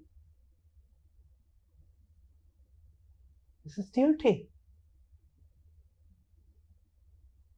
And we should not comment that if a lady is pregnant and if the lady is giving birth to a child and if the husband and wife have, and we all know how the pregnancy happens, oh, they are all not pure devotees. They are all. Pure devotees means no sex life. No. Bhakti Siddhanta Saraswati Thakur, the strictest of sannyasis that the entire creation in this day of Brahma has ever seen, said once, if Krishna instructs me, then I will get married and create hundreds and hundreds of children for Krishna. This is Bhakti Siddhanta Saraswati Thakur. Really remarkable statement. He was revolutionary Acharya. But we must understand that it's not because if a grihastha has a child, he is not a pure devotee. He can be a non-devotee. He can be a mixed devotee. But these externals do not determine whether one is a pure devotee or not. The internal consciousness, his practice of Krishna consciousness determines whether he's a pure devotee or not. These are all material platforms like Garuda, Grihastas, Brahmachari. That this is nothing to give or take with devotional service. Yes, Vishnu Priya, last. Hare Krishna Prabhuji Dandakara. Thank you Prabhuji for telling us the 4 principles. And Prabhuji, my question is that 4 principles, what are the 4 principles? First I'm forgetting the second is conviction, the third is chanting, First and the is fourth conditionings. First is conditionings, consciousness, and circumstances, and calling. Conviction and calling. There are, I think, 5 principles. Yes. Okay. Thank you, Prabhuji.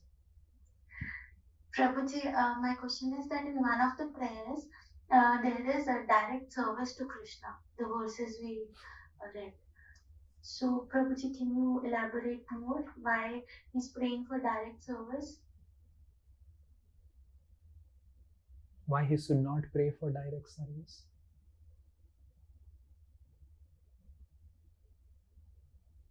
Because Prabhuji, we are told that Das Anudas, servant of the servant. So in one of the prayers, he's praying for servant of the servant, and then direct service also. In material world, if I serve Karan and Karan serves Vishnu Priya, then this is indirect service to Vishnu Priya, because material life is very much constrained. If I am in Calcutta, I am not in Mayapur. If I am in Mayapur, I am not in Vrindavan. Material body is constrained. Material circumstances are constrained. But spiritual world, spiritual life is not constrained like this. We must understand that when we are doing so-called, quote-unquote, indirect service to Krishna by rendering some service through the Vaishnavas, we are actually doing direct service. Because of material consciousness, because this is what experience we have. If I give a Rasgulla to Karan and Rasgulla is made into half and Karan gives it to Vishnu Priya, this is not direct service. I gave it to Karan. I don't even know whether Karan gives it to Vishnu Priya. And Vishnu Priya feels, oh, this is not direct service. In material experience, there is direct and indirect. But in spiritual life, we must understand it is absolute. Rather, serving the servants of Krishna and engaging in helping them is more direct service to Krishna that even Srimati Radharani wants to do. So the direct service to Krishna, or in the indirect service to Krishna, is a material conception. Rather, in spiritual world, everything is direct service. The Manjaris are also doing direct service. And Krishna personally reciprocates with every Manjaris, though the Manjaris are serving the Sakhis and not serving directly Krishna. That is the absolute nature of the spiritual world and absolute nature of Krishna in spiritual world. So, though we may externally see that these Manjaris they are serving the Sakhis and Sakhis are serving Radharani, Radharani is serving Krishna, but Krishna personally reciprocates with everyone and gives them that experience of direct service. Okay? So there is nothing indirect, there is nothing direct. That is Direct and indirect is Dvanda. And Dvanda is a part of material life. This material world is a Dvanda Jagat. There is direct, there is indirect. Spiritual world is an absolute Jagat. No direct, indirect. Everything direct. Yes. Vancha kalpataruvasya kripa sindhuve evacha patitanam pavanebhyo Vaishnavebhyo Namah. Ananta Koti Vaishnava Brinda Ki Jai. Vaishnava Thakur Ki Jai. Hare Krishna.